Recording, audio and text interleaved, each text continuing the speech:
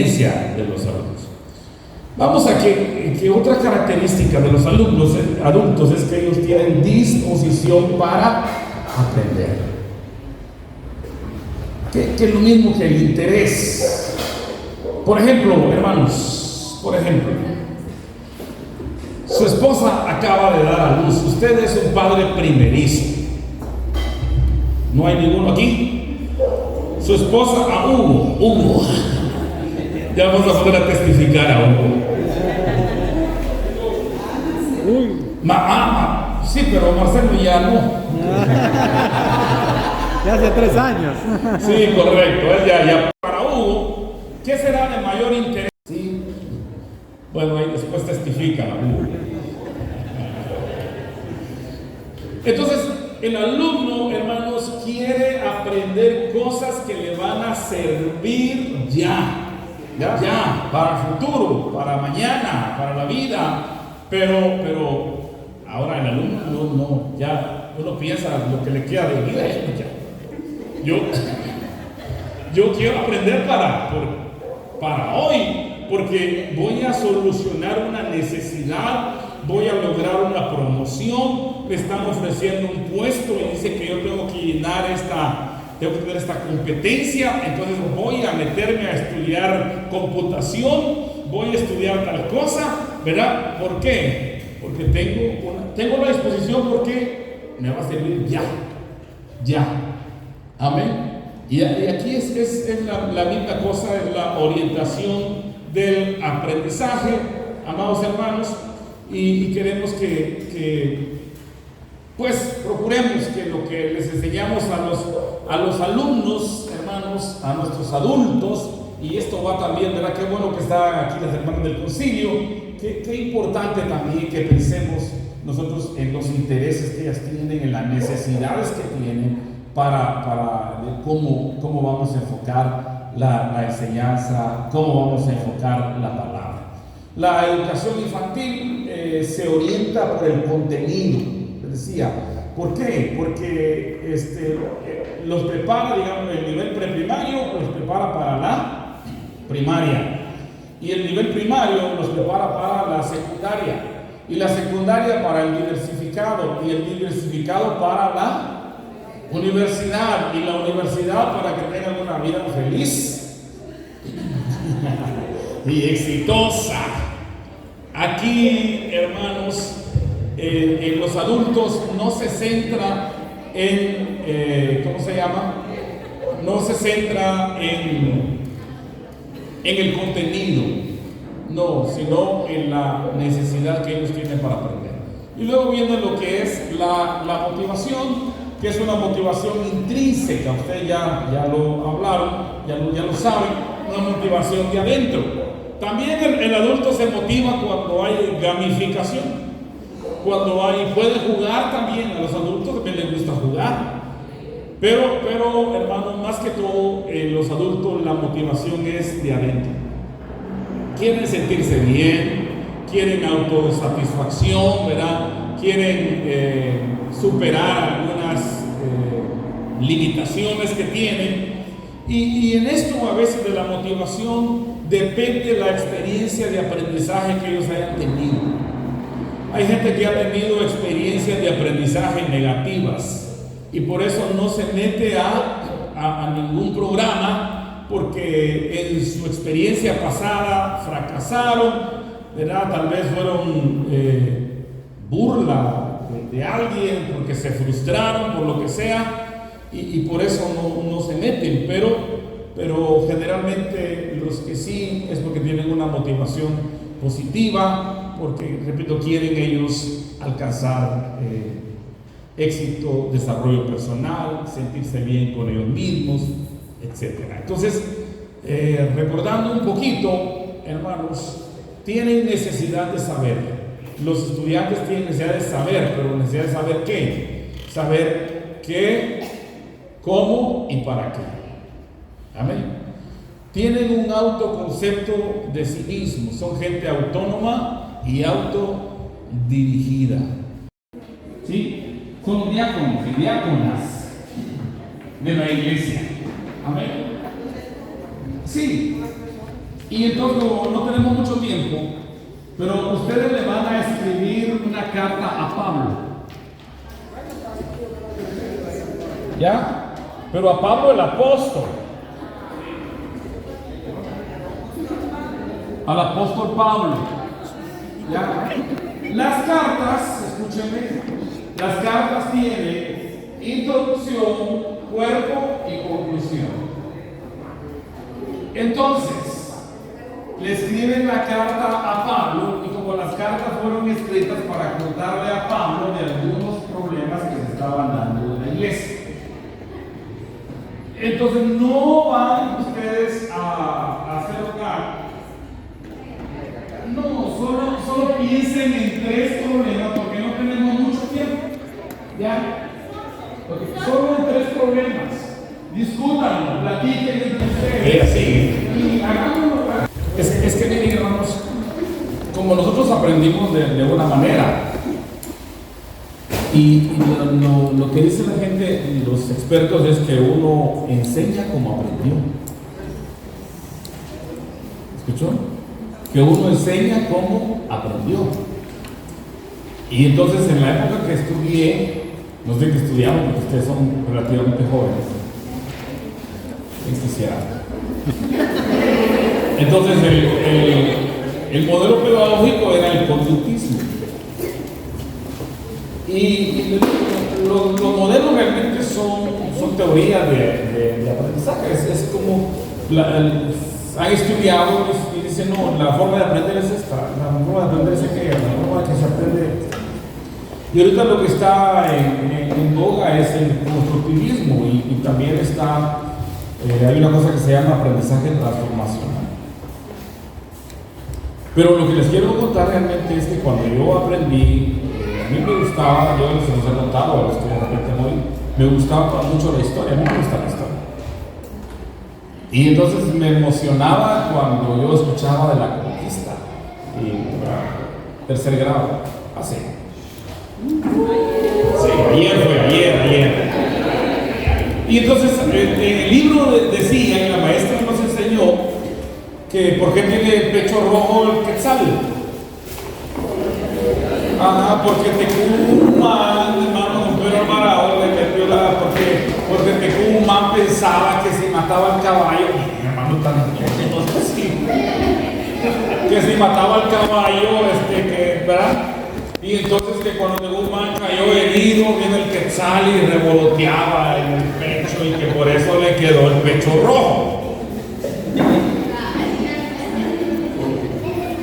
Después supe que no era así.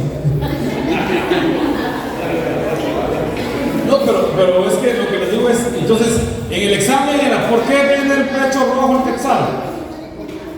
Porque cuando se murió Tecumán, el quetzal revoloteaba. Bueno. Sin procesos mentales de reflexión. Ahora, el aprendizaje va por otro lado, gracias a Dios. Pero el problema es que, hermanos, por muchas capacitaciones que recibamos,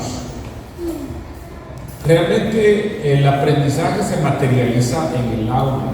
Entonces, lo que no quisiéramos es que usted, después de recibir una y otra, siga enseñando de la misma manera. Amén. Siga enseñando de la misma manera. Que le digo, en la educación hemos escuchado, hemos ido a talleres, pero enseñando como aprendimos. Entonces, como que hay que desaprender, ¿verdad?, algunas cosas y aprender otras. Entonces, sí, la participación, hay un principio que a mayor involucramiento en las actividades de aprendizaje, mayor aprendizaje. Entre más se involucran los alumnos en su aprendizaje, más aprenderán. ¿Sí? Y luego también otro principio es la asincronicidad. ¿Qué es lo que quiere decir esto?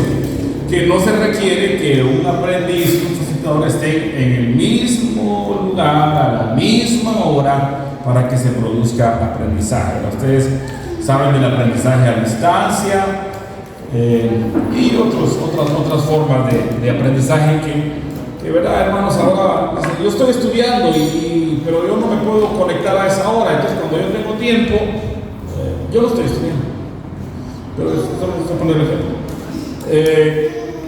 Cuando yo tengo tiempo, entonces entro a la plataforma y miro, y entonces ¿cómo se llama eso? Asincrónico. Sí. Luego, significancia: debe existir una relación del aprendizaje con un aspecto laboral, social, económico o autorrealización. Flexibilidad, entonces no hay que enseñarle como niños, sino a su propio ritmo, hermano. Lo que, ¿verdad? No es aquello tan rígido, ¿verdad? Y la evaluación, pues no es una prueba siempre objetiva, ¿verdad?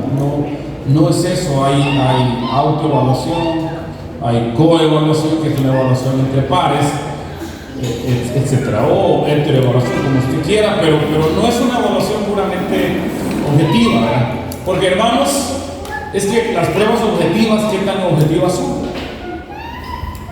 ¿Qué tan objetivas son? Si miren, oye, le metían tanto miedo a uno, que uno aprendía, de verdad que uno aprendía, pero ya al enfrentarse al test, por alguna extraña razón, se le olvidaban algunas cosas. ¿O no les pasó? Y después así, yo lo sabía. Sí. Otra cosa que digo, ¿qué tan objetivas son? Que aquí, hermano, es el que tiene un ojo más listo, ¿va? O le dice alguna clave, sacó 10, sacó 100, y entonces nada de objetivo. Pero entonces la evaluación es diferente, se enfoca en el logro del objetivo. Sí, hermano, lo más difícil para un adulto es desaprender, ¿verdad? Porque hay cosas, hermanos, como ya decía el pastor, ¿verdad?, que uno las aprendió y uno las sigue enseñando, y muchas veces hay que hacer cambios. Y eso es lo más difícil en los adultos, ¿verdad? Porque, por decirles algo, me recordaba de mi abuela cuando decía ella: anda donde la Carmen. Y la señora se llamaba Carmen, y le decía la persona que no, le decía: si no se dice Carmen, se dice Carmen, y vos me querés enseñar a mí, ¿verdad? A veces no se acepta eso, ¿verdad, hermanos? Entonces es importante que nosotros desaprendamos algunas cosas, ¿verdad?, para mejorar. Vamos a ver aquí cuatro cualidades del profesor andragógico, y en este caso tenemos la pericia, la empatía, el entusiasmo y la claridad. Cuando nosotros, hermanos, hablamos de esto, por ejemplo, si hablamos de la pericia, podemos ver la relación entre profesor y alumno. En este caso, hermanos, la relación con los alumnos es importante, ¿verdad?, por dos cosas. Una es por la dimensión emocional que está siempre presente en el aprendizaje. Entonces, esa relación entre maestro y alumno. Y la segunda es porque una buena relación con los alumnos está relacionada con otros aprendizajes que van más allá del dominio de la asignatura. Entonces, como maestros, hermanos andragógicos, debemos de procurar, ¿verdad?, esa relación con nuestros alumnos.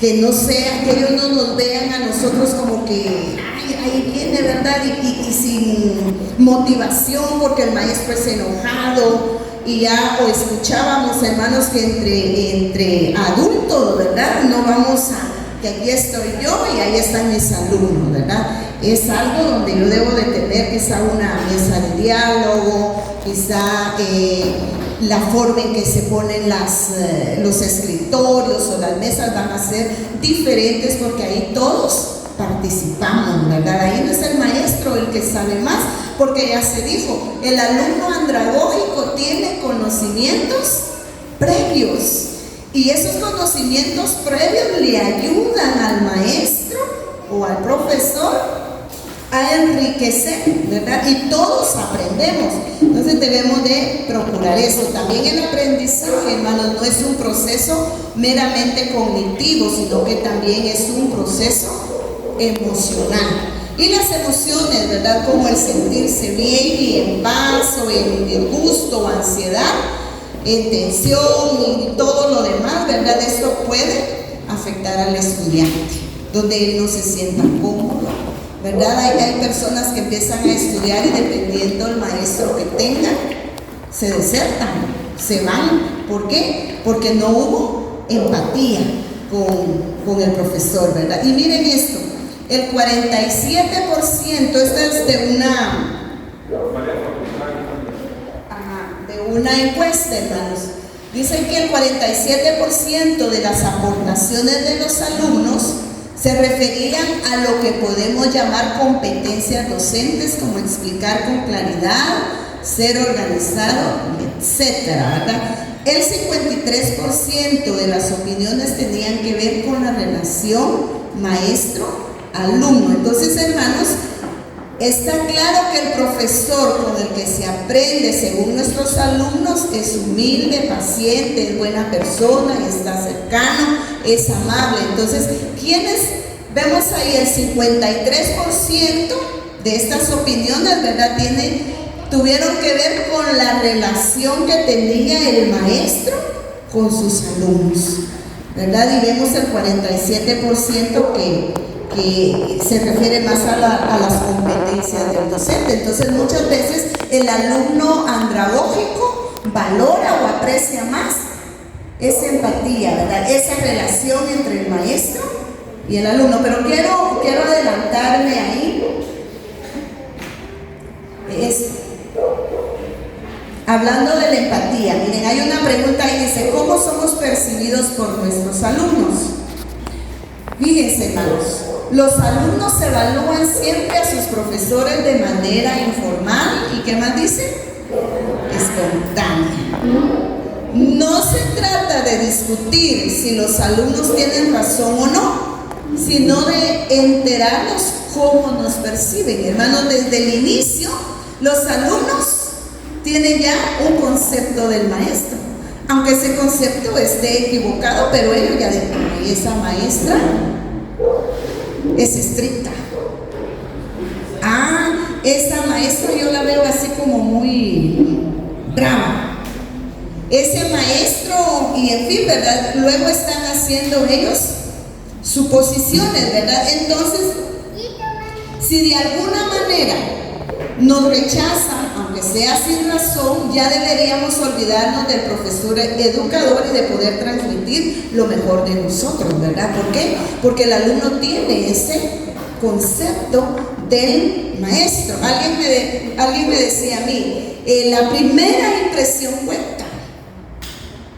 La primera impresión cuenta. Y hermanos, ¿y cómo hacemos? ¿Va? ¿Cómo hacemos? Y a veces dicen, no, bueno, pero ¿qué tengo que hacer aquí enfrente de mis alumnos? Pero el alumno, la primera impresión, ¿verdad?, es la que va a contar, porque el alumno, les digo, ya se formó ese concepto del maestro. Entonces veamos este cuadro, esta tabla ahí. Si ustedes ven al centro, dice cómo cree que somos, cómo lo vemos y cómo nos sentimos. En este caso, hermanos, es lo que los alumnos piensan del maestro, o sea, cómo el maestro los ve a ellos. Y en esta parte, en esta columna podemos ver cuando hablamos de cómo cree que somos.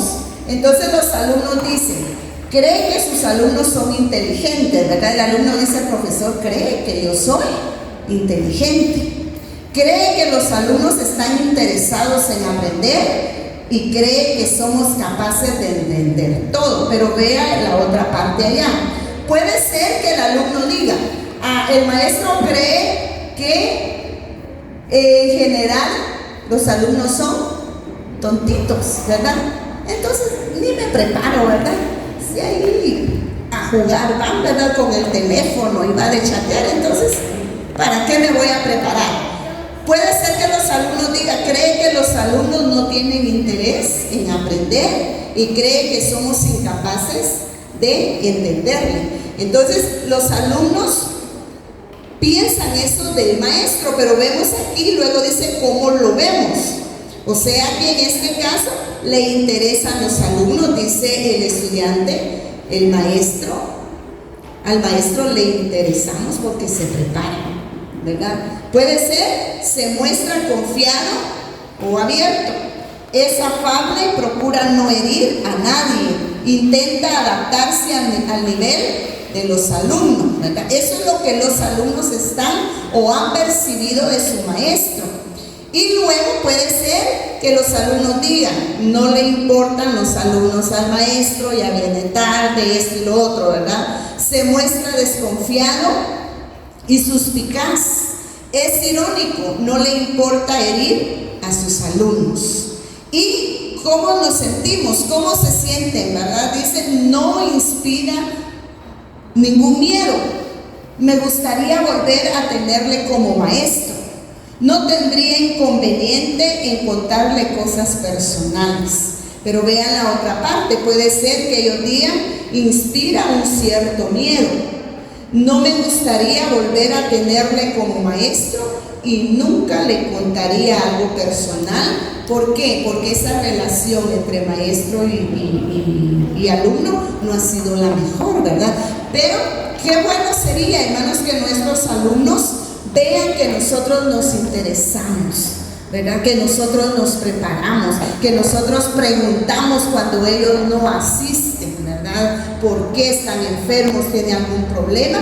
Y ellos, hermanos, dice aquí, no tendría inconveniente en contarles cosas personales, porque ellos se van a sentir, ¿verdad?, muy cerca de nosotros. Y eso es lo que debemos de procurar, hermanos. Y mayormente en la iglesia, ¿verdad? En la iglesia que nosotros trabajamos con grupos andragógicos, debemos de hacer que la gente se sienta así con el maestro. Pero, ay Dios, ¿verdad? Ya viene el maestro, la maestra, y que el alumno no se sienta a gusto. Pero el profesor aquí nos quiere decir. Sí. Lo que pasa, hermanos, es que el profesor andragógico debe tener pericia, pues, que es como la habilidad, el conocimiento, las competencias, pero debe también tener empatía, porque un elemento clave en el aprendizaje, como dijo la hermana Marí, es lo emocional.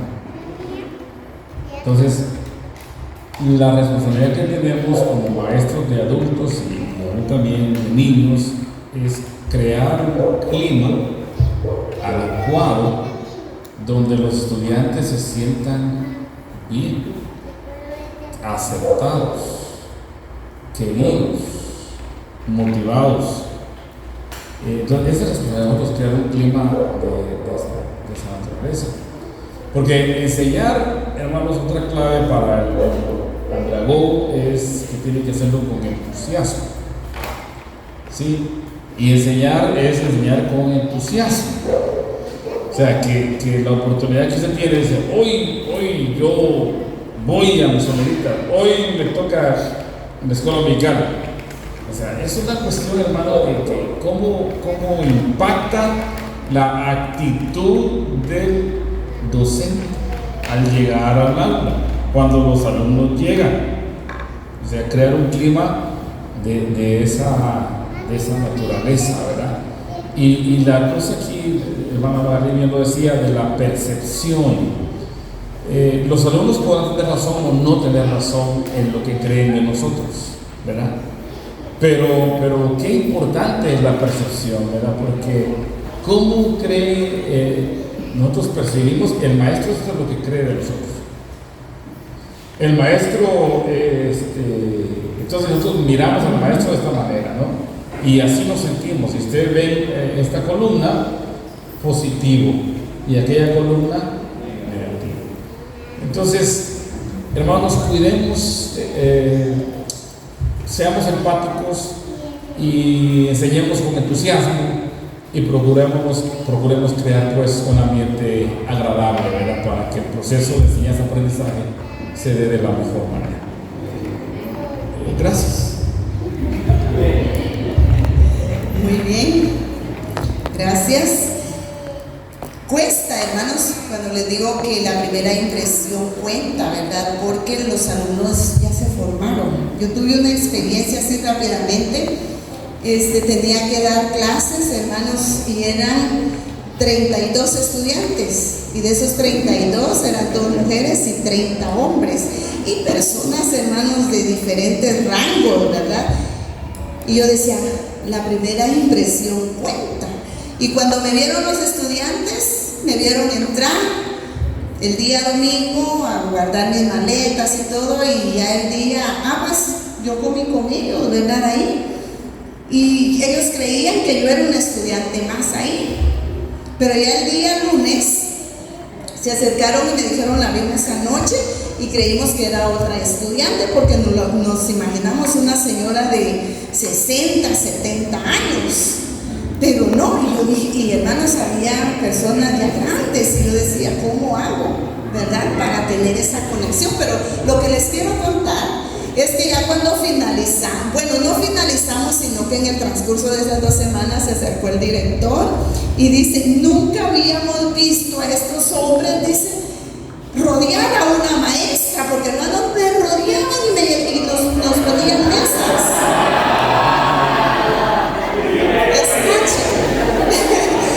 ¿Por qué? Porque uno tenía que estar ahí pendiente para las dudas de los estudiantes en un corredor tan largo, ¿verdad? Entonces yo tenía que llegar a sentarme hasta cierta hora. Si el estudiante tenía dudas, ¿verdad? Tenía que llegar ahí porque yo iba a estar ahí. Ya después de esa hora, pues yo tenía otros compromisos. Pero hermanos, miren, fue algo tan bonito, y yo le di gracias a Dios. ¿Por qué? Porque yo decía, ¿cómo hago para entrarle a esta gente, otra cultura, gente así del oriente, del Salvador, porque eso fue en San Miguel? Pero hermanos, tenemos, ¿verdad?, que pedirle al Señor. Yo eso es lo que hago y les digo a ustedes, hay que orar, porque la gracia Dios la da. Podemos tener el conocimiento, como ya decía el pastor, la pericia, pero si no tenemos la empatía, no somos funcionales, ¿verdad? Porque nuestros alumnos andragógicos quieren sentirse amados, queridos, ¿verdad? Y qué bonito cuando existe esa relación, ¿verdad? Entonces, que el Señor nos ayude, hermanos, porque en la iglesia, miren, en lo secular, desde mi experiencia, yo creo que no nos fijamos tanto en eso, ¿verdad? Como que no nos preocupamos tanto en eso, aunque debe de hacerse.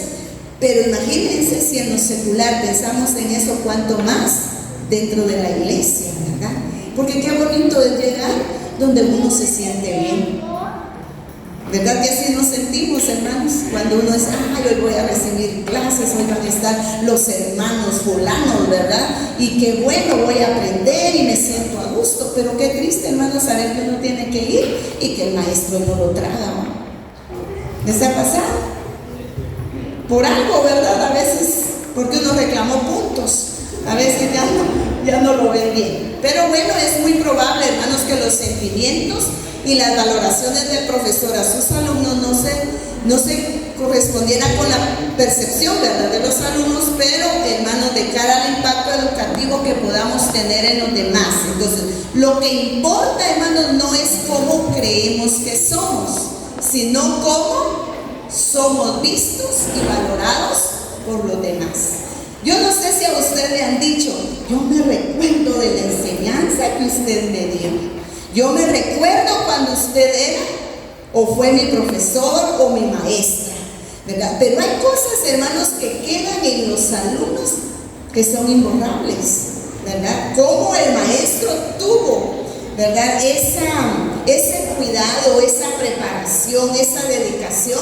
Y uno sabe, hermanos, uno dice, mi maestro, ¿cómo se preparaba? Es que mi maestra, ¿cómo se preparaba? Y hermanos, cuando yo retrocedo, aunque en ese tiempo pues yo era una niña, ¿verdad?, en la iglesia, pero yo digo, ¿cómo la maestra se preparaba en la escuela dominical? Y no tenía una profesión, ¿verdad?, pero se preparaba, y eso queda. Y hermanos, cuando nosotros nos vemos también como maestros andragógicos, los hermanos, las hermanas van a querer estar, van a desear estar y van a hacer hasta un doble esfuerzo, ¿verdad? Entonces la apatía y desinterés de los alumnos puede ser una simple reacción a lo que están viendo en nosotros. Si los alumnos nos ven como adversarios, su reacción será la defensa, el ataque o el engaño. ¿verdad? Aquel maestro, hermano, que no esté así, tiene que ser. Es que usted le entregó la tarea, no hay otra oportunidad. Ese hombre, y uno cree, hermano, que ser así, eso le da, ¿verdad?, puntos, pero no, ¿verdad? También pensemos en que si nosotros fuéramos, ¿verdad?, y que si necesitamos, ¿verdad?, esos puntitos, ¿verdad?, cómo quisiéramos que el maestro fuera flexible. Si nos ven como aliados en su aprendizaje, su reacción será otra, más de colaboración o al menos más receptiva. Y dicen, no, hombre, es que el maestro es calidad. Vieran que le baja puntos a uno, pero le permite que le entregue la tarea. Entonces ellos ven que uno está con ellos, que uno es considerado, ¿verdad? No que va a regalar puntos, ¿verdad?, pero que sí les va a apoyar mayormente en momentos de dificultad. Entonces, no sé cuánto tiempo hay, pero nos quedamos ahí, hermanos. El material lo van a tener. Ahí tenemos algunas técnicas, las preguntas intercaladas, la técnica expositiva, el rompecabezas, ¿verdad?, que son algunas técnicas. Y ahí está en el material, y realmente el tiempo no alcanza, hermanos. Nos gustaría, aquí quedaron algunas cosas que pensábamos hacer como dinámicas, ¿verdad?, para trabajar con los adultos, porque debemos de saber que no es lo mismo. Ya dijimos que el adulto quiere que se le trate como adulto, no como niño, hermano, y eso debemos de verlo, ¿verdad?